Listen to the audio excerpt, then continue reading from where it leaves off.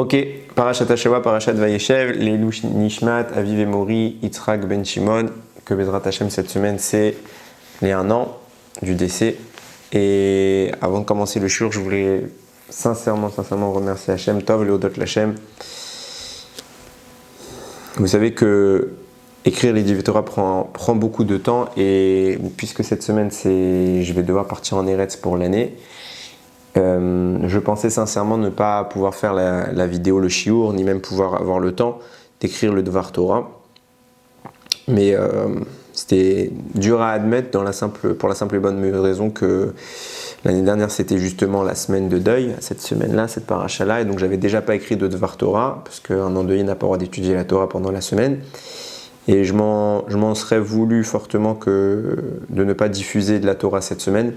C'est pour ça qu'on a redoublé d'efforts, et il faut remercier Akadosh Baruch Hu parce que voilà, le miracle est toujours permanent avec Hachem. Et voilà, en beaucoup moins de temps que d'habitude, on a pu trouver un Dvar Torah que je trouve particulièrement beau, qu'on va essayer de développer ensemble. Alors voilà, peut-être c'est le srout de mon père, je pense aussi. Merci à Kadosh Baruch Hu de toujours aider pour la diffusion de la Torah. C'est plein d'émotions que je dis cela, et avec plein de sincérité. Merci à Kadosh Baruch Hu. Alors vous allez comprendre pourquoi c'est d'autant plus, ça prend un écho d'autant plus marqué au vu du Dvar Torah qu'on va essayer de voir ensemble. Bezrat Hashem. Donc Vayeshev Yaakov, ça il a terminé en apparence les galères. Enfin, c'est ce qu'on dit tout le temps dans sa vie. On croit à chaque fois qu'il a terminé les galères et de nouvelles surviennent. Chachamim me disent Yaakov il voulait rester ça y en paix. Et il a fini avec Esav, il y a eu le viol de Dina, qu'est-ce qui va encore lui arriver d'autre? Et évidemment, les tzadikim n'ont pas un instant de répit. Intervient tout de suite la haine qui se place entre les frères, Yosef et le reste de la famille.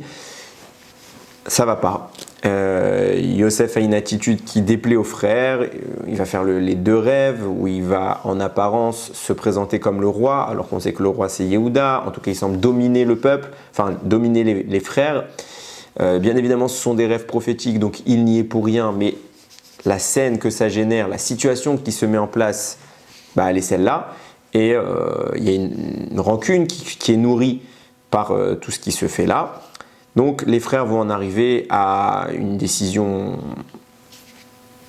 brutale. Ils vont vouloir, a priori, tuer Yosef. Au final, Yehuda va les raviser, bien que ce ne soit pas la meilleure des attitudes, mais en tout cas, Yehuda va les raviser. Et ils vont le vendre jusqu'à qu'ils descendent chez Potiphar en Égypte. À ce moment-là, Chachamim le disent, c'est la Torah qui le dit, Yehuda a été un petit peu déchu de son statut, il s'est excommunié, il est parti de la famille pendant un temps, parce que justement c'était lui qui était l'instigateur de la vente de Yosef. Ils ont présenté cela comme étant un assassinat. Yosef a été la tunique de Yosef a été imbibée de sang, ils l'ont présenté devant le père, devant Yaakov, et Yaakov pense que son fils est mort, c'est pour ça qu'il va pleurer pendant tout ce temps, il va être triste, et la douleur qui a été causée chez Yaakov va se faire ressentir chez les frères. Yehuda ne va pas tolérer lui-même ce qu'il a fait. Il ne peut pas revenir sur ce qu'il a fait parce qu'ils ont fait tous un serment ils ont inclus la Shekhinah dedans. C'est pas rien, bon, c'est pas le sujet maintenant, mais même Hachem fait partie du serment, comme quoi personne ne devra révéler à Yaakov la vérité. Donc ni Hachem ne va le dire, c'est pour ça qu'il ne va pas avoir de manifestation divine d'Hachem pendant tout ce temps, ni les frères qui étaient présents, il y en avait 9, ni aucun des frères présents n'aura le droit de révéler la vérité. Donc même si Yehuda s'en veut, quelque part il est bloqué jusqu'à ce que tôt ou tard il arrive à réparer la situation. C'est ce qui se passera dans les parachiotes suivantes, lorsqu'il va descendre en Égypte pour aller acheter du blé, mais c'est aussi avec l'intention de sauver Yosef, et finalement c'est Yosef qui va se révéler. Donc à ce moment-là, Yehuda est mis de côté, et c'est là qu'il va y avoir le fameux événement de Tamar. Alors j'explique rapidement. Tamar, Yehuda va se marier, il va avoir 3 fils, Er, Onan et Shelah, et Er, l'aîné, va se marier avec Tamar. Ils ne vont pas avoir d'enfants. Er est un rachat. Bien qu'en réalité il ait une grande neshama, il est un rachat. Chachamim dit que Tamar était une très belle femme et que Er ne voulait pas qu'elle tombe enceinte de peur d'abîmer sa beauté. Donc, au moment de l'union conjugale, il faisait en sorte que sa semence ne puisse pas féconder Tamar. Et justement, il faisait ce qu'on appelle Zera Levatala, donc c'était émettre de la semence en vain, ce qui est une des plus graves avérotes de la Torah. Les critiques de Chachamim sur ce point font trembler, et j'ai pas d'autre mot que trembler. Je vais pas rentrer dans le sujet, c'est absolument pas mon propos, mais c'est une avéra tellement grave que Dieu tout de suite dit on le tue. Donc il meurt et Tamar n'a pas d'enfant. Il y a une halakha qui s'appelle le yiboum, en français ça veut dire le lévira, qui dit que il faut bien comprendre que quelqu'un qui a eu l'occasion d'avoir des enfants, qui a eu l'occasion, on parle pas d'une personne qui a eu l'occasion et que c'est pas involontaire, et qui n'en a pas eu, a des conséquences négatives dans le ciel. Et c'est très mauvais pour une personne qui en a eu l'occasion de partir de ce monde sans avoir laissé d'enfants. Donc, Akadosh Baruch Hu réclame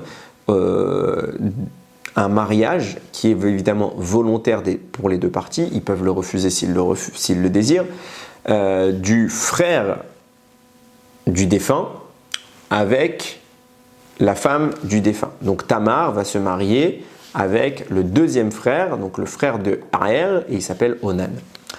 Onan, Chachamim nous dit, il va faire la même avéra que son frère, pas pour la même raison. Lui, il n'était pas d'accord parce qu'il se passera quoi? La conséquence de cette mitzvah qu'est le yiboum, c'est que l'enfant qui va naître, le premier, est désigné comme étant le fils du défunt.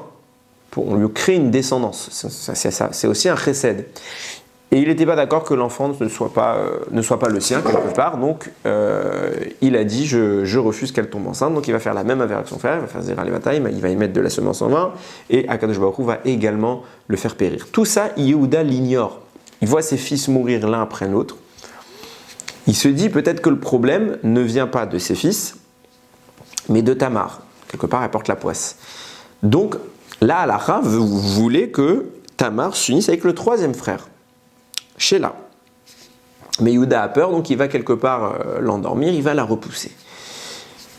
Il faut savoir qu'il y a une différence sur cette halakha qui s'est faite entre Matan Torah, le don de la Torah, et avant Matan Torah. Donc, après le don de la Torah, Akadosh Baruch Hu a statué que cette halakha ne s'appliquait que sur les frères. Mais avant le don de la Torah, même le beau-père pouvait, encore une fois, je le précise, c'est très important de le souligner, avec le consentement mutuel des deux parties, pouvait s'unir avec la fille pour constituer une descendance au défunt. Donc, les deux prétendants actuels, c'est Yehuda et Sheila. Yehuda ne veut pas s'unir avec elle, a priori ce n'était pas son intention, même ce n'était pas a priori celle qu'elle réclamait, elle voulait se marier avec Sheila. Mais comme Sheila est encore petit, Yehuda va prétexter l'âge de l'enfant pour repousser Tamar et le temps va passer pour lui dire « Bon Sheila, je ne veux pas qu'il se marie avec toi, je sens un risque ». Le problème ne venait pas en fait de Tamar, il venait des deux enfants de Yehuda. Que fait Tamar? Elle se déguise de sorte à ce que Yehuda ne la reconnaisse pas.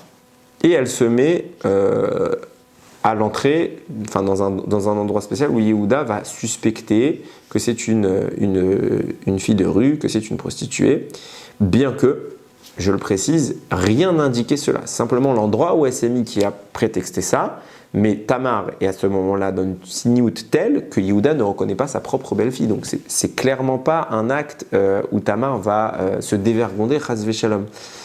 Donc Yehuda passe, et je précise vite le contexte, parce que je ne veux pas qu'on fasse un débat sur ce qui s'est passé, c'est très précis dans les écrits de Chachamim. Hachem force Yehuda, c'était contre son gré, c'est-à-dire qu'il va lui mettre un Yetzera dans lequel il n'a pas eu son mot à dire. Il était obligé de succomber à ce qui va se passer. Donc Yehuda passe, il la voit, il la désire. Donc il s'unit avec elle, il va pour s'unir avec elle, et elle, prétextant la situation, parce qu'il ne faut absolument pas qu'il la reconnaisse, parce que sinon le subterfuge ne marchera pas, va lui demander un gage pour être payée. Alors qu'en réalité, elle se fichait éperdument d'être payée. On va le voir tout de suite, comme l'histoire le témoigne. Donc il va lui dire, regarde, je te paye de telle et telle manière. Elle va dire, non, mais qu'est-ce qui me prouve que tu vas me payer, puisque tu n'as pas actuellement ce que tu me proposes, tu n'as pas l'argent, c'était des animaux qu'elle lui proposait de lui offrir, tu ne les as pas sur toi. Et alors il lui dit, voilà, j'ai vu que tu as ton bâton, enfin plus précisément ton sceau, ta bague de... Bon, Yehuda c'est le roi, mais en tout cas ton sceau, tes mèches, ou des fils que tu avais, et ton bâton. Je te les prends en tant que gage, et puis après, quand tu viendras me payer, je te les rends. C'est ce qui se passe, ils s'unissent, Et ils se séparent. Le lendemain, Yehuda envoie un émissaire pour payer la dette et la fille a disparu. Et Yehuda, bien sûr, il a peur parce qu'il sait qu'il y a quelque chose de pas normal dans cette histoire. Quelques temps plus tard, 3 mois précisément, il y a écrit comme ça dans la Torah, Tamar, elle a le ventre qui gonfle.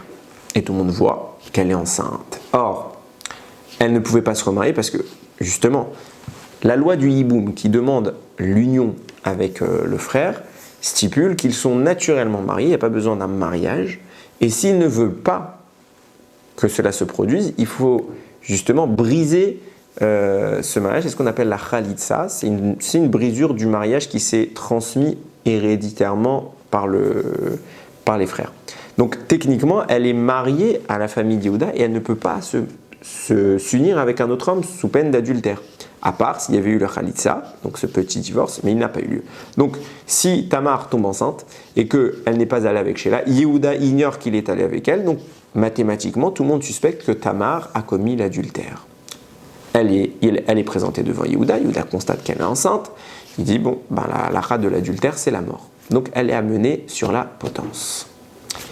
Et là, elle sort justement les gages en question, le bâton, le seau et les mèches, et elle dit voilà, reconnais que celui à qui cela appartient, qui reconnaissent, mais elle n'a pas voulu le dévoiler, que c'était Yehuda. Pourquoi? Ramim disent vaut mieux brûler vif que de faire honte à quelqu'un. Et elle n'a pas voulu faire honte à Yehuda. Elle n'a pas voulu. Donc on demande à Yehuda de reconnaître. Yehuda voit la scène et tout de suite il admet, il fait non, il n'y a pas d'Avera, elle était bien mariée avec nous, c'est de moi qu'est l'enfant, je reconnais mes affaires, c'est mes propres affaires, donc c'est de moi qu'elle a eu, c'est avec moi qu'elle a eu cette union, aucune Avera, l'enfant est cachère, ce ne sera pas mamzer, elle est pas chayevet mita, etc., etc., tout va bien.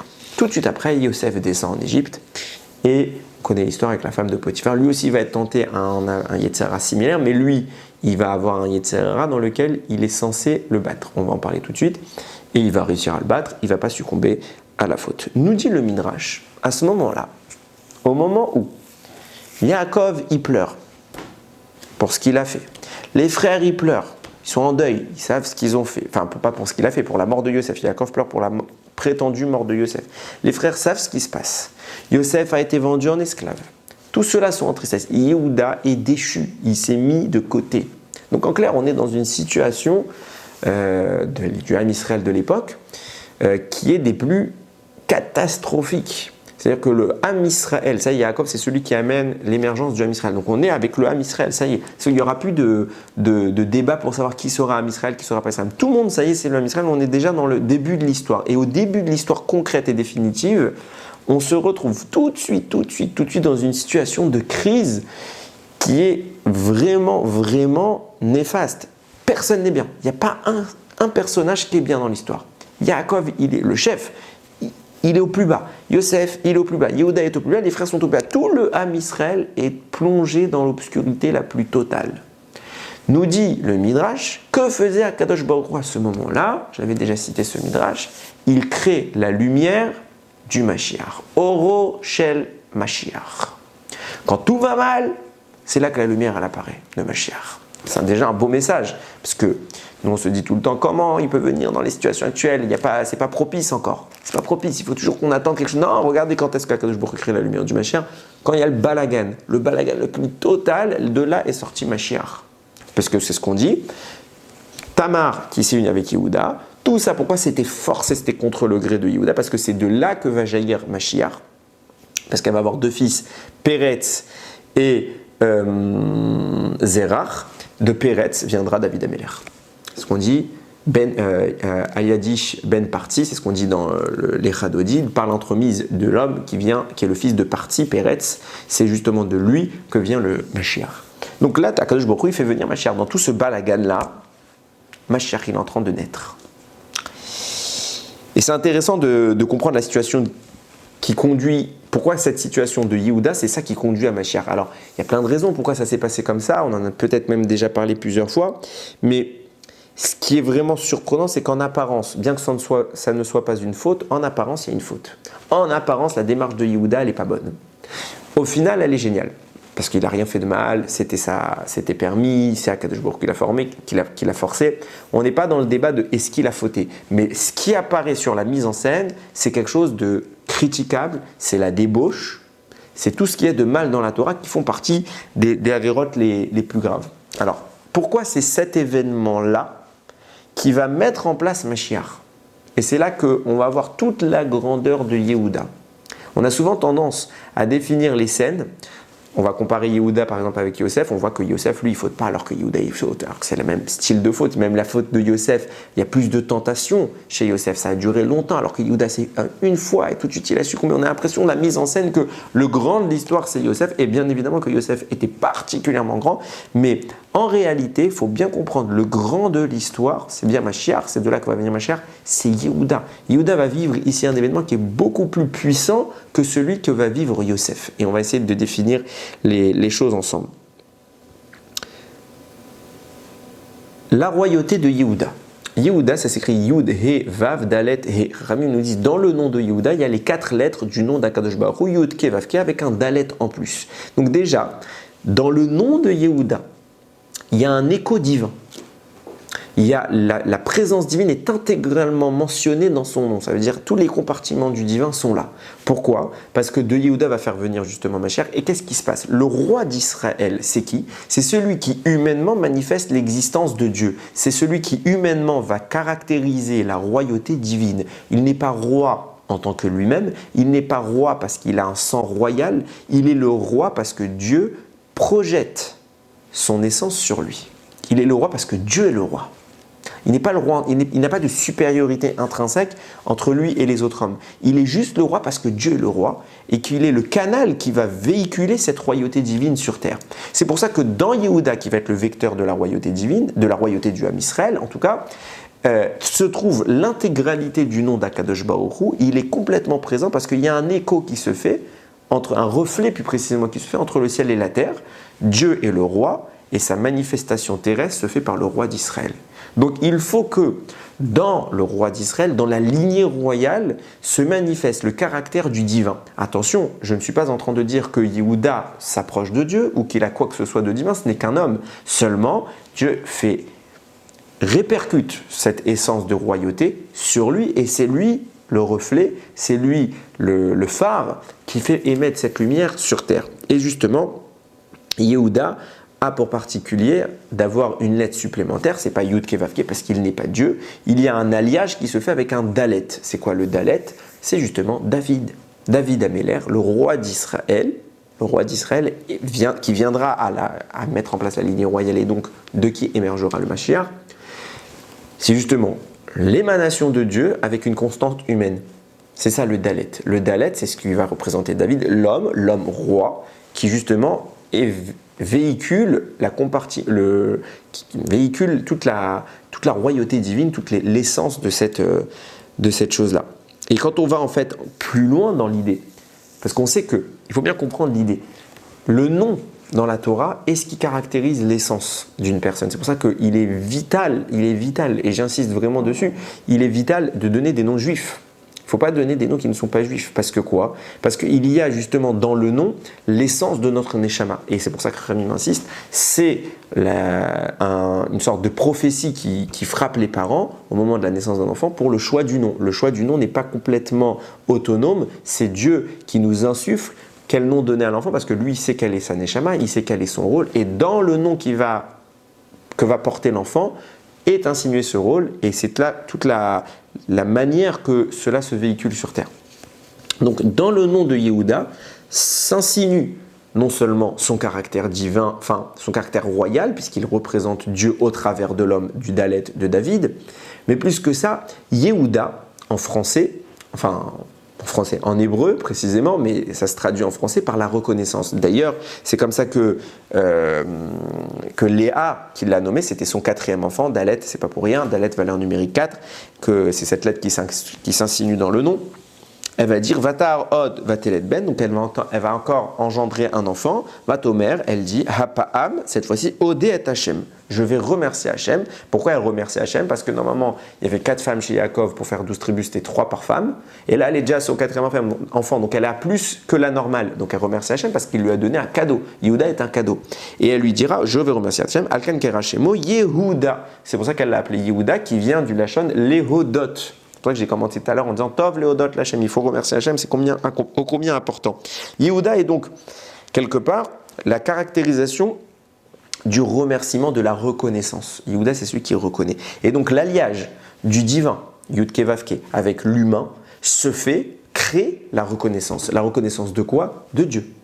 Elle dit Odé et Hachem, je remercie Dieu, je reconnais Dieu. Je marque ma reconnaissance envers Akadosh Baruch Hu. Ça veut dire quoi? Ça veut dire que le but du Mashiach est justement de faire reconnaître Dieu par les humains. Donc lui, puisqu'il est le reflet du divin, il est le canal du divin sur terre, alors son essence, c'est la reconnaissance du divin. Donc, quand il y a fusion de Yudke Vavke avec l'homme, avec le Dalet de David, apparaît Yehuda. C'est quoi Yehuda? C'est celui qui fait la reconnaissance. La reconnaissance, elle a une double connotation. Elle a la connotation du remerciement, je suis reconnaissant envers quelqu'un, en hébreu comme en français, c'est ce que je dis est valide dans les deux sens, mais aussi la reconnaissance d'une vérité. Par exemple, je reconnais ma faute. Ça s'appelle aussi une reconnaissance, reconnaître ce que nous avons fait. Et c'est sur ça qu'il y a un méfarèche qui s'appelle le Takanat Hashavim que je viens de découvrir. Et il dit justement, c'est ça qui caractérise le vecteur par lequel Yehuda fait émerger la royauté. C'est cette reconnaissance. En étant lui-même capable de reconnaître ce qu'il fait, en étant lui-même capable d'admettre toute chose, alors il fait reconnaître Akadosh Baruch Hu. Quand lui reconnaît, le monde reconnaît. Et on va comprendre pourquoi. Et en fait, c'est là que je vous ai dit, on va parler de la supériorité de Yehuda par rapport à Yosef. Finalement, qu'est-ce qui se passe? Yosef et Yehuda, ils ont la même épreuve. Ils ont strictement la même épreuve. Une femme devant laquelle ils passent, qui les attire. Les deux veulent fauter. Yosef voulait fauter. Yehuda faute. Au final, ce n'est pas une faute. Yosef ne faute pas. Donc les deux n'ont pas fauté. Sauf que Yehuda va faire l'acte. Yosef ne va pas faire l'acte. Tout de suite se distingue un détail qui sépare les deux situations. Si Yehuda est contraint d'aller avec elle, c'est que ce n'était pas là son épreuve. Il n'y a pas eu d'épreuve. Si un homme, il est contraint à faire quelque chose, il n'a plus de libre arbitre. S'il n'y a pas de libre arbitre, il n'y a pas d'épreuve. Donc en clair, le fait que oui ou non Yehuda aille avec Tamar n'est pas son épreuve.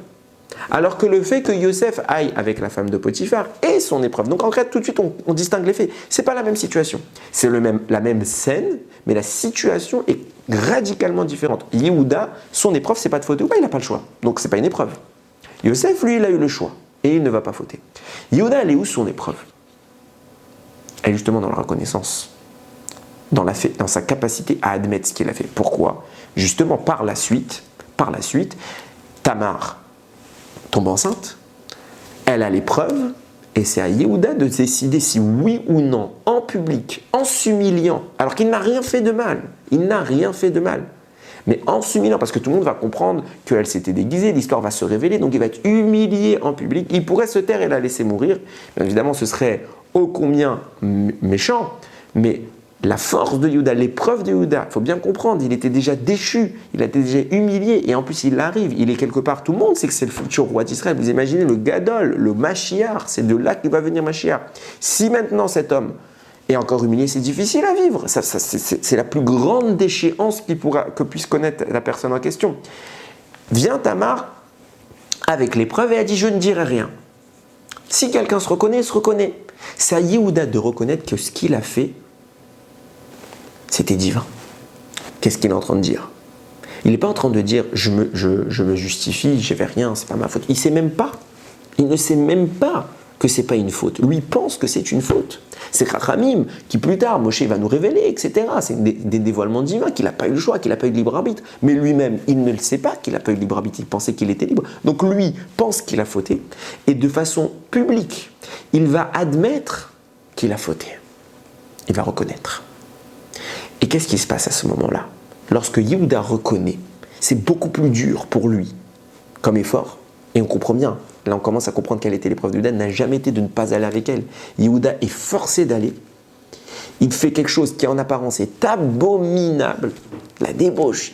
Tout le monde va savoir que Yehuda, bon finalement il n'a pas fait de faute, mais tout le monde va savoir que Yehuda il s'est adonné à la prostitution avec une femme. Yehuda, le roi d'Israël, même s'il n'a rien fait. Et Yehuda va dire, j'avoue. Il aurait pu, même si il pouvait la sortir de situation, il pouvait trouver un vice de forme, c'est lui le chef, c'est lui qui décide la lara. Admettons, il aurait pu trouver une... Non, il ne va pas chercher. Tout de suite, il va voir. Il va voir les gages qu'il lui a confiés, donc le bâton, la mèche et le seau de Yehuda. Donc le seau, je parle de sa bague, de son anneau. Il va aller voir, il va dire, c'est à moi, ça y est, elle n'a rien fait. Il ne va pas réfléchir, est-ce que je suis humilié, je ne suis pas humilié. Pourquoi c'est ça qui est grand? Parce que de cet événement-là, Yehuda va montrer au monde Dieu. Il va dévoiler le divin, parce que de là va naître Mashiach. Donc dans la faute, dans l'apparence de faute, qu'est-ce qu'il fait Yehuda? Il fait tchouva. Et puisqu'il fait tchouva, Ramim nous disent, quand on fait tchouva par amour, il ne s'est même pas réfléchi, qu'est-ce que je fais, j'ai peur, j'ai pas peur. Non, il a tout de suite dit, hop, il n'y a rien. Parce qu'il est tellement amoureux d'Akadosh Baruch Hu, qu'il fait tchouva. Et dans l'événement qui en apparence est mauvais, va émerger le bien. Pourquoi? Parce que la tchouva transforme les avérotes en mitzvot. Et pourquoi c'est la grandeur de Yehuda? Parce qu'il arrive à manifester, même dans le mal, une faute. Même dans le mal, il arrive à transformer le mal en bien, à ce qui cache le divin, à faire émerger le divin. Dans l'obscurité, il va faire jaillir la lumière. Et ça, c'est la compartimentation totale de Dieu sur terre, à savoir qu'il y a la théorie, et ce qu'on pense, ce qu'on sait, mais ce qu'on ne peut manifester, et ce qu'on manifeste. Que nous soyons pratiquants, c'est une chose. Que nous manifestions Dieu sur terre, c'est un niveau qui est beaucoup plus haut. C'est-à-dire qu'on va transcender la matière pour que le matériel et ce qui est en rapport avec le mal deviennent subitement soumis au bien et que lui-même, l'élément négatif, soit le vecteur de l'expression du bien. Et ça, c'est ce qu'il a fait Yehuda. Yosef, bien sûr, son épreuve est grande, mais personne ne la voit. Non, ce qui fait Yosef, c'est un homme qui résiste à une tentation et il n'y a personne pour le témoigner. Donc il n'y a pas de transformation du négatif en positif, puisqu'il n'y a eu que le positif. Il n'a réussi à ne pas fauter. Yehuda ne va pas fauter, mais en apparence, il va faire une faute. Et dans ce qui apparaît comme une faute, dans ce qui apparaît comme le mal, il va montrer, regarde, même le mal, il y a Dieu. Parce que je peux le transformer en bien, ce mal. Il va faire émerger le divin dans le matériel. Et ça, c'est la transcendance ultime du roi d'Israël. C'est-à-dire, comme je disais, il est le canal par lequel, humainement, Dieu existe sur terre. Dieu est visible sur terre. Comment? Quel est le critère? Être capable de reconnaître. Il faut reconnaître Dieu, psychologiquement, théoriquement. Il faut reconnaître Dieu dans les actes. Et là, Yehuda, il a reconnu même sa faute. C'est pour ça que nous dit le Takanat HaShavim, dans le nom de Yosef va être ajoutée une lettre. C'est le He. Yehosef, Idout bi Yehosef Samo. C'est un passage de la Torah. On a placé un témoignage sur Yehosef. Pourquoi? Parce que Ramim nous dit, avec tout ce qu'il a fait maintenant Yosef, une lettre du nom de Dieu lui a été ajoutée. Dans Yosef, c'est écrit Yud, Vav, Samer, P, Sophite. Maintenant, ça va écrire Yud, Vav, He. Non, pardon, Yud, He, Vav, Mechila, Samer, Sophite. Yud, Ke, Vav. Il a les 3 premières lettres du nom de Dieu, Yud, Ke, Vav. Mais il lui manque la dernière lettre. Pourquoi? Alors que chez Yehuda, il y a les 4 lettres. Yud, Ke, Vav, Ke. C'est quoi la différence? Il a un He en plus, le dernier He. Nous dit Rachamim, avec ce He-là, Akadosh Baruch Hu, il a créé le monde matériel. C'est la plus basse dimension de son nom. Donc c'est la plus basse dimension de l'existence. C'est le monde matériel. C'est ça la différence. Yosef manifeste Dieu en privé, de façon spirituelle. Personne ne voit, personne ne voit. Yehuda le manifeste même sur terre. Quand il y a Yehuda, tout le monde voit Dieu. Quand il y a Yosef, lui, il voit Dieu, mais les autres ne voient pas Dieu. Quand il y a Yehuda, tout le monde voit Dieu. Même le matériel, même le mal. C'est pour dire que En Od Milvado, il n'y a rien d'autre qu'Hachem, parce que même le mal est assujetti à Dieu, puisque du mal émerge le bien. C'est ça le roi d'Israël. C'est exactement ça le roi d'Israël. Vient le Takanat HaShavim, il dit, et on voit où cela, que ça se manifeste dans d'autres endroits. On voit par exemple qu'au moment de la mer, l'ouverture de la mer Rouge, le même procédé se met en place. On voit cela. Alors il y a 2 explications. Il y a écrit dans le Télim qu'on dit Betzet Israël Mitzraïm. Il y a écrit là-bas Ra-Ayam Vayanos. Ouais, Ra-Ayam Vayanos. La mer a vu, elle s'est enfuie. Ramim nous disent qu'est-ce qu'elle a vu pour s'enfuir? Elle a vu les ossements de Yosef qui arrivaient. Puisque, nous dit le Midrash, puisque Yosef s'est enfui de chez Potiphar, de la femme de Potiphar pour pas fauter, alors la mère, quand elle voit Yosef, elle s'enfuit. Quel rapport? Pourquoi le fait qu'il n'ait pas fauté, alors ça fait fuir? Donc on voit que quelque part, du moins en amont, c'est que le mérite de Yosef, c'est ce qui fait ouvrir la mer. Par contre, nous disent Rachamim, non, il y a un autre personnage qui a fait ouvrir la mer. C'est qui? C'est le descendant de Yehuda, Narshon ben Aminadav. Comment? Quand Akadosh Baruch Hu va dire à Moshe avancez, tout le monde va dire mais comment on avance? Il y a la mer. Tu ne peux pas avancer s'il y a la mer. Où on va aller? Il y en a qu'un qui ne réfléchit pas, il entend avancer, il court. C'est qui? C'est Narshon ben Aminadav, le descendant de Yehuda. Il court jusqu'à que l'eau elle arrive à le noyer. Et au moment où l'eau elle va le noyer, l'eau elle s'ouvre. Donc d'un côté on nous dit quoi? C'est du mérite de Yosef, d'un côté on nous dit c'est le mérite de Narshon qui lui-même est le descendant de Yehuda. Viens nous dire le Takanat Hashem, qu'est-ce qui se passe ici? En réalité c'est toujours le même débat. À savoir que justement, tout ce qui est afférent à la débauche, toute la faute de la débauche est punie divinement, pas humainement. Humainement, c'est une punition qui n'existe pas, mais en tout cas est punie par la noyade. On voit que Khamim accuse la génération du déluge de s'être adonné à la débauche. C'est pour ça qu'ils ont été, entre autres, noyés. Et bien pareil, l'épreuve que vivent Yosef et Yehuda, finalement, j'ai dit, c'est la même. Sur l'apparence. Dans les faits, elle est drastiquement différente. Mais en apparence, c'est la débauche. Puisque Yosef repousse la débauche, alors l'eau n'est pas concerné par la noyade. Donc quand Yosef arrive, l'eau s'enfuit parce qu'elle n'a pas le noyer. Par contre, Yehuda aussi, il a été soumis à la débauche. Et donc son descendant, lui, il est aussi amené à confronter à l'eau puisque la débauche, c'est la noyade. Mais comment lui va battre l'eau? C'est pas quand elle va le voir, elle va s'enfuir. Aucun rapport. Puisque en réalité, j'ai dit que l'épreuve de Yehuda, c'était d'admettre la faute. D'admettre Dieu, même dans le mal. Donc en réalité, Yehuda, il dit, j'ai fauté. Donc Narshon ben Aminadav dit oui, je dois être noyé. Pourquoi? Parce que mon ancêtre a fauté. Donc nous, sa tribu, on doit être noyé. On accepte, on n'a aucun problème. Dieu nous a dit avancer, c'est peut-être pour ça. On y va tête à corps et âme, on se jette dans l'eau, qu'on soit noyé, il n'y a aucun problème. J'accepte la punition, j'accepte la faute, tout ce qu'Akadosh Baruch Hu il veut, on le fait. Et ils sont prêts à accepter la mort. Parce qu'en réalité, justement, la tribu de Yehuda, la grandeur, la qualité, c'est de reconnaître Dieu, même dans le mal. Donc il va dans l'eau. Il dit, punis-moi Dieu, j'ai fauté. Je réfléchis pas 2 secondes, j'y vais. Tout ce que tu dis, je fais. Si tu veux que je sois puni, je serai puni, je vais jusqu'à me noyer. Et il est parti pour mourir.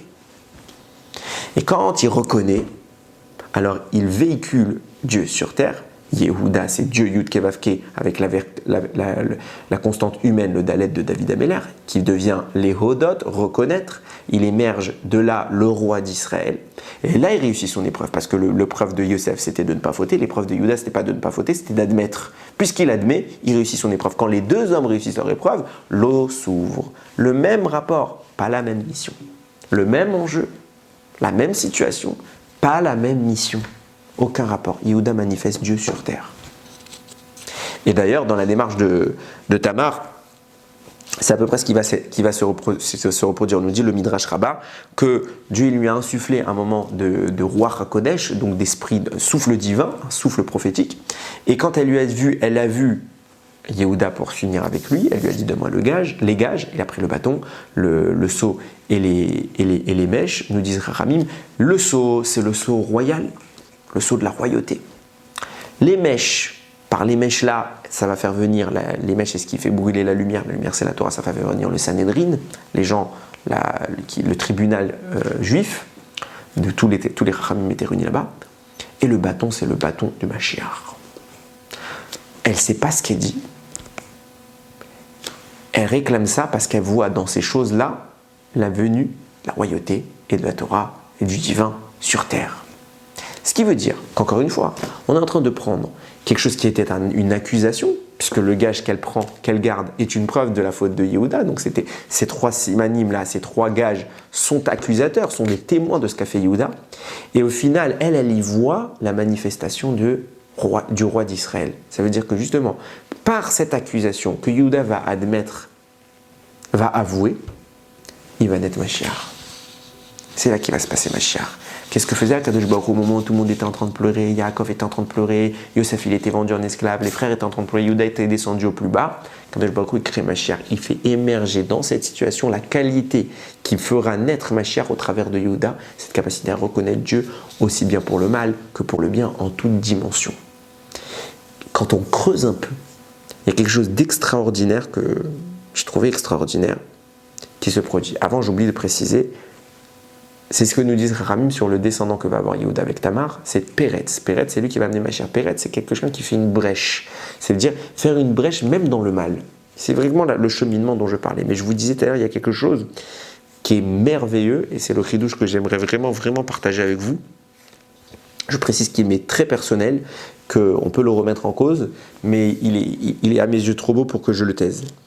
Je l'ai dit tout à l'heure, que faisait Akadosh Baruch Hu à ce moment-là? Il crée, j'emploie bien le mot, la Oro Shel Mashiach, la lumière du Mashiach. Il faut savoir que ce n'est pas le seul endroit où cette expression est employée. Il y a un autre endroit, d'ailleurs le Zohar en parle, qui parle justement de la création du monde. Au moment de la création du monde, Bereshit bara Elokim et Hashem va'aretz, Dieu au commencement il a créé le ciel et la terre, ve'aretz hayta tohu vavohu, et la terre était néant, ve'rocher al pei neteam, ve'ruach Elokim merachefet al pei hamayim, donc il y avait l'obscurité à la surface des abîmes, et le souffle de Dieu planait à la surface de l'eau. Viens nous dire le Zohar, c'est quoi le souffle de Dieu qui planait à la surface de l'eau? C'est Rucho Shel Melech HaMashiach, c'est l'esprit du roi Mashiach. Pourquoi?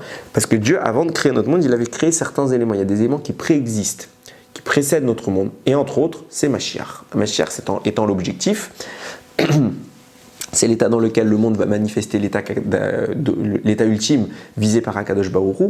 Donc, avant même, l'objectif, il est déjà là. Mashiach est là. Et c'est pour ça que nous dit tout de suite le Zohar, c'est pour ça que dès qu'on nous dit Ve'ruach Elokim merachefet al pei hamayim, et le souffle de Dieu planait à la surface des eaux, donc l'esprit de Mashiach était présent, tout de suite Dieu dit Yehi or, que la lumière soit, que la lumière apparaisse. Donc la présence de l'esprit de Mashiach, la présence du Mashiach, même potentiel, fait jaillir la lumière. Nous dit le Ma'or Vashemesh. J'avais peur que ce ne soit pas le bon nom, nous dit le Ma'or Vashemesh justement. C'est quoi la différence entre il y a déjà le nom de Mashiach et il y a la lumière qui apparaît? Ben justement, la lumière qui apparaît, c'est la lueur du Mashiach. Ze Oro Shel Mashiach. Dieu a placé l'esprit de Mashiach et la lumière Yehi Or, que la lumière soit, c'est justement le moment où émerge de Mashiach cette lumière. Cette lumière, c'est le fameux Or Haganouz, la fameuse lumière cachée que Akadosh Baruch Hu a créé au Bereshit avant même l'existence des astres, donc du soleil.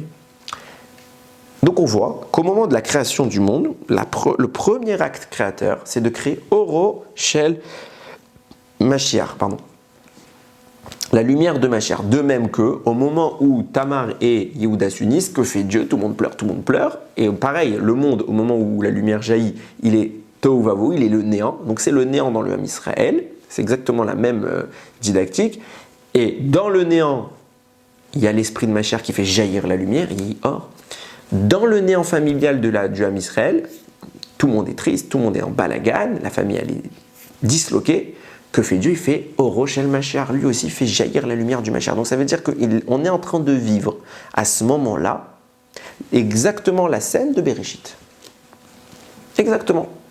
La scène de Bereshit se produit. Ce que Dieu mettait en place à Bereshit, ça se met en place, maintenant ça concrétise au moment de l'union de Yehuda et Tamar. Ça veut dire qu'on crée la lumière du Mashiach. Ça veut dire qu'on est dans le même événement. Qu'est-ce qui se passe?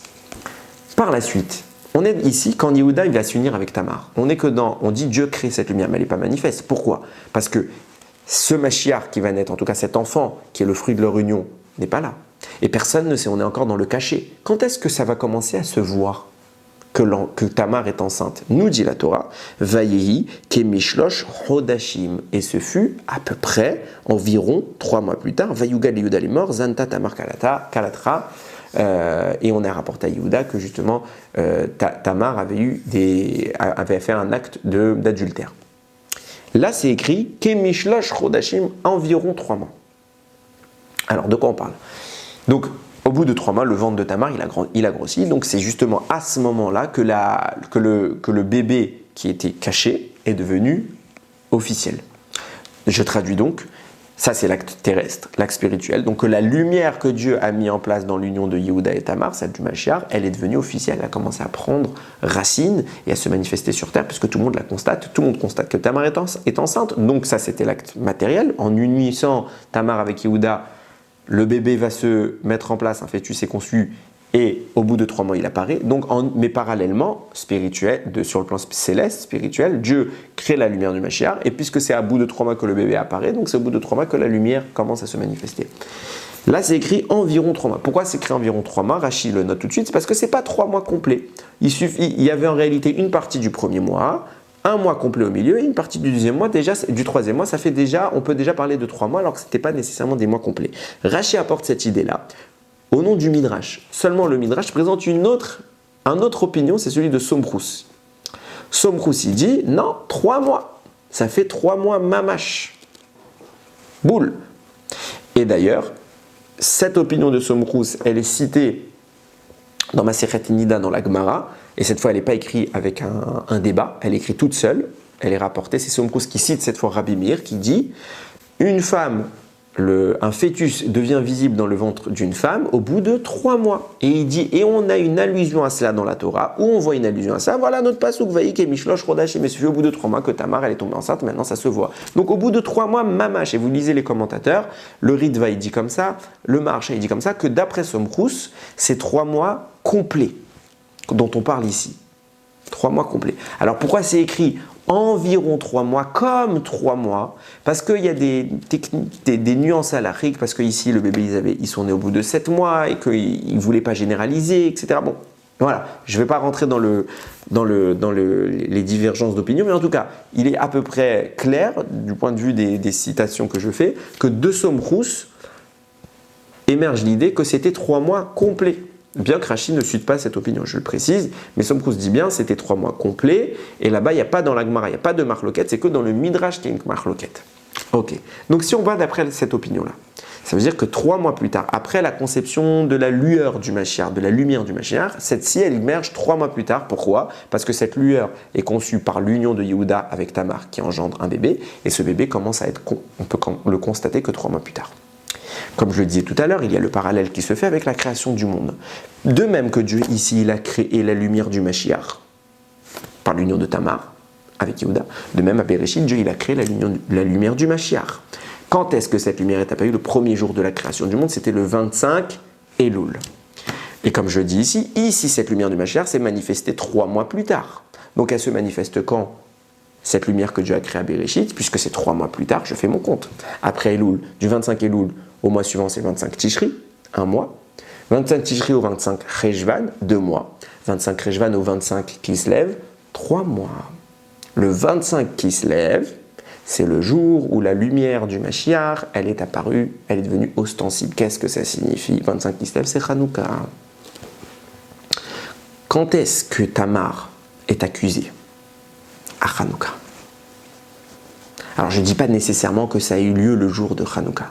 Je dis que le parallèle qui se fait entre la lumière du Mashiach et la naissance de Tamar, l'enfantement de Tamar, Tamar tombe enceinte 3 mois plus tard et ça crée la lumière du Mashiach, et cette lumière n'émerge que 3 mois plus tard. Cette lumière, elle avait déjà été créée à Bereshit et elle émerge à Hanouka du coup. Mathématiques. Même si ce n'est pas nécessairement les mêmes dates, je n'ai pas de preuve pour dire que c'était le même jour. Mais ce qu'on explique par là, c'est que lors de la création de Bereshit, la lumière du Mashiach, puisqu'on explique qu'il faut 3 mois pour que ça apparaisse, la lumière que Dieu, Akadosh Baruch Hu, il a mis en place à Bereshit et qui a été cachée, qui est devenue inaccessible, n'a pris pied sur terre de façon, on va dire, incorporée dans la création que 3 mois plus tard. Elle est devenue, on pouvait la constater qu'à partir de cela. Jusque-là, Dieu l'a cachée. Elle a été cachée. Même les tzadikim, a priori, peut-être qu'ils ne la voyaient pas encore. Quand est-ce qu'elle a pris pied, qu'elle a pris racine? 3 mois plus tard. De même que la lumière du Mashiach ne se manifeste que quand Tamar, on constate qu'elle est enceinte. Comme à ce jour-là, Tamar est accusée, elle doit mourir. Comment ça se fait qu'elle est sauvée? Pourquoi ça tombe précisément 3 mois plus tard? Parce que par le mérite, par les énergies qui vont être en vigueur à Hanouka, alors on est en train, justement, ces énergies, c'est quoi? Je le dis, c'est la conclusion de la création de la lumière du Mashiach. Ici aussi, on est en train de créer Mashiach. Alors, les forces dont on parle à Hanouka, c'est celle-là. Cette lumière de Hanouka, c'est ce qui met en place et ce qui valide l'émanation du divin sur terre. Le roi humain qui reflète le roi divin, le Mashiach. Le jour de Tamar où elle est accusée, on est ici sous l'image de Hanouka. C'est l'image du 25 qui se lève. Elle est accusée, elle doit mourir. Et Yehuda fait émerger le Mashiach. Il dit j'admets. De même que Hanouka c'est 3 mois plus tard, Yehuda il admet 3 mois plus tard. De même que Hanouka c'est l'émergence de la lumière du Mashiach, Yehuda il fait émerger la lumière du Mashiach 3 mois plus tard. On va plus loin. On va plus loin. Qu'est-ce qui se passe ensuite? Elle est accusée de meurtre. Comment elle s'en sort? Quand Yehuda reconnaît, par quoi elle reconnaît? Il reconnaît qu'il y avait des mèches et son seau et un bâton. Tout ça, c'est l'insignation de Mashiach, nous dit le Midrash. Vient la Gemara et elle dit, il faut savoir, je crois que c'est Rabbi Eliezer ou El Hazar qui dit ça, le Satan est venu, il a tout enlevé. Quand elle a été prise, elle n'avait plus l'épreuve. Elle n'avait plus l'épreuve. Il lui a pris l'épreuve, le Satan. Donc les 3 gages qu'elle peut donner, le bâton, le seau et les mèches, ils ont été retirés. Qu'est-ce qui se passe? Akadosh Baruch Hu, il envoie l'ange Gabriel et il lui redonne. Et à la dernière seconde, alors qu'elle n'a pas de preuve, elle comptait mourir. Qu'est-ce qu'elle va faire? Tac, ça apparaît. On pense qu'il n'y a rien et paf, tout apparaît. Et elle dit, ah, voilà, c'est ça. Viens, Rachid dit, pourquoi le Satan est venu les cacher? Parce qu'il voulait détruire Mashiach, il voulait détruire David Améler. Si maintenant elle meurt, elle est tuée, alors les enfants qu'elle porte, ils meurent. Et voilà, pas de Mashiach. Alors Akadosh Baruch Hu, il envoie Gabriel, il lui rend. Qu'est-ce que ça signifie? Exactement ce qu'on est en train de dire. Plus tard, c'est exactement le miracle de Hanouka. Qu'est-ce qui s'est passé à Hanouka? Le Satan, il est venu, les forces du mal sont venues, elles ont impurifié le Beth Amikdash, c'était l'obscurité totale, on n'avait plus rien à faire dans le Beth Amikdash, on a sanctifié le Beth Amikdash, on veut allumer les nérotes, il n'y a plus de nérotes, toutes les nérotes sont devenues impures, si ce n'est une que personne n'a vue, qui est subitement apparue d'on sait où, avec dessus le tampon, le sceau du Kohen Gadol. De même que dans notre cas, nous, il y avait le sceau de Yehuda, là, il y avait le sceau du Kohen Gadol. Et grâce à ça, on va allumer des petites mèches. Les deux des signes, je n'ai pas trouvé d'explication pour le bâton, peut-être qu'il y en a, si vous en avez une, je serai preneur. Je n'ai pas eu assez de temps. 2 des signes qu'elle a demandé, c'est des signes qui sont le sceau et les mèches. De même que nous, à Hanouka, on a quoi? On a une petite fiole d'huile avec un sceau qui était gravé dessus et à laquelle on va poser des mèches pour brûler. Nous dit le Sfat Emet. Il cite l'opinion du Rokéar, qui rapporte comme ça. Il dit, il y a combien de temps la lumière que Dieu a fait créer à Bereshit, elle est apparue, elle était gratuitement visible. C'est qu'après, j'ai dit que plus tard qu'on va commencer à pouvoir la déceler par que les tzadikim qui vont avoir le mérite de la remarquer, cette lumière du Mashiach, on va l'appeler Or Haganus, la lumière cachée, parce que Dieu va la cacher. C'est que plus tard qu'elle va devenir visible. Mais au début, elle était là. Et tout le monde la voyait. Combien de temps elle a été gratuitement visible? 36 heures. Et après les 36 heures, Dieu va constater que dans le futur, les fautes vont apparaître. Et donc, c'était pas bien que l'homme puisse en profiter. Il fallait le faire dès le début. Il fallait la créer, la cacher tout de suite. Au bout d'une fraction de seconde, pourquoi 36 heures? Parce que précisément, quand est-ce que cette lumière va prendre pied? Je le dis depuis tout à l'heure, à Hanouka. C'est là qu'elle prend racine. Et pourquoi 36 heures? Parce que quand vous comptez le nombre de bougies qu'on va allumer à Hanouka sans prendre en compte le shamash qui ne fait absolument pas partie de la mitzvah, nous dit le Rokéar, il y a précisément 36 bougies. Le premier jour, 1, puis 2, puis 3, puis 4, puis 5, puis 6, puis 7, puis 8. Somme de 1 à 8, 36. Pour dire que les bougies de Hanouka sont ce qui vont permettre à la lumière que Dieu a créée, celle-là même du Mashiach, de s'exprimer dans le monde. C'est ça qui se passe à Hanouka. La lumière du Mashiach, elle apparaît. Elle était là, 3 mois plus tard, elle se manifeste.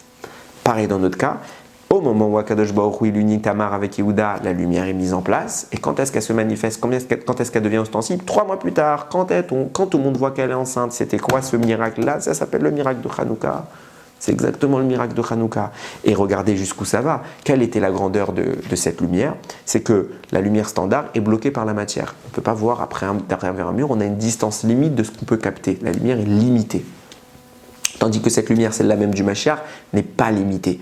On peut voir d'un bout à l'autre du monde. Pourquoi?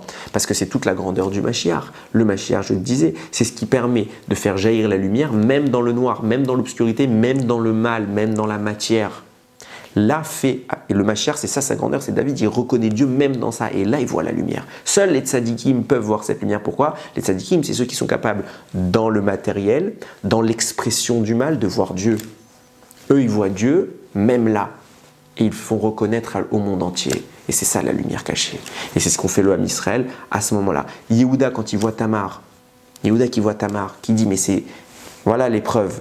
Lui dans ça, tout le monde voit, oh, Yehuda, t'as fait une gravure, lui il voit Dieu. Il dit mais Rabota, il n'y a que Dieu, il n'y a que du divin là-dedans, qu'est-ce que vous me parlez? Moi j'ai fait une faute, j'ai pas fait une faute, pensez ce que vous voulez. Moi je reconnais Akadosh Baruch Hu. J'ai fait une faute, je le dis. Bien, il est là. Qu'est-ce qu'on fait le Ham Israël au moment de Hanouka? Ils sont arrivés, il n'y avait personne pour les aider, ils étaient petits, ils étaient peu nombreux, et c'était l'obscurité totale. Les Grecs, ils avaient interdit la pratique de la Torah, des mitzvot, ils ne pouvaient plus rien faire, il n'y avait plus d'études. Dans cette obscurité-là, ils ont pris les armes, ils se sont battus, ils ont dit on va faire émerger le divin. Et Akadosh Baruch Hu, il a accordé le miracle. Où? Qu'est-ce qui se passe? Il y a eu 2 miracles. C'est pas...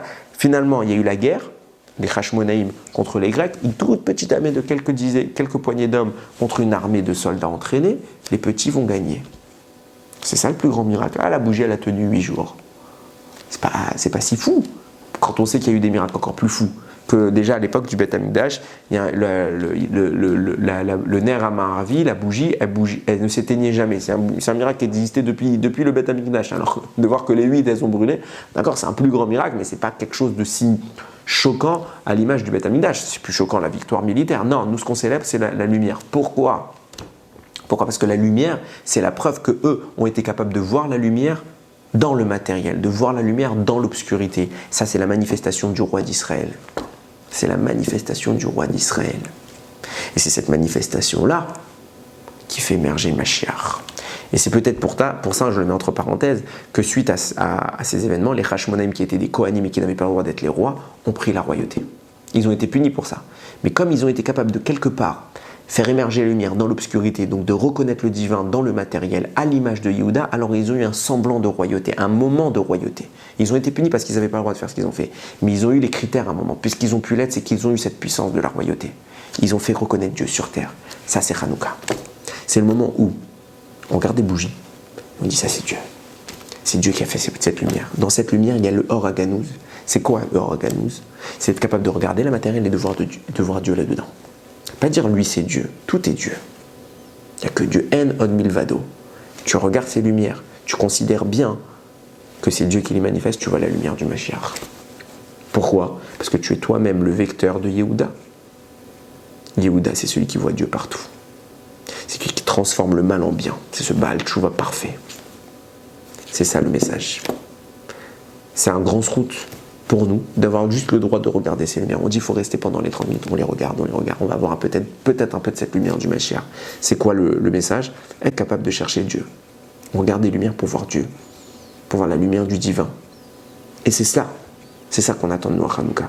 Et c'est ça qui a amené Mashiach. C'est ça qui a amené justement Yehuda à faire émerger cette lumière. Alors Yiratson, et je vais conclure avec ça, que dans le moindre de nos actes, dans le moindre petit détail de nos vies, on soit capable de voir Dieu.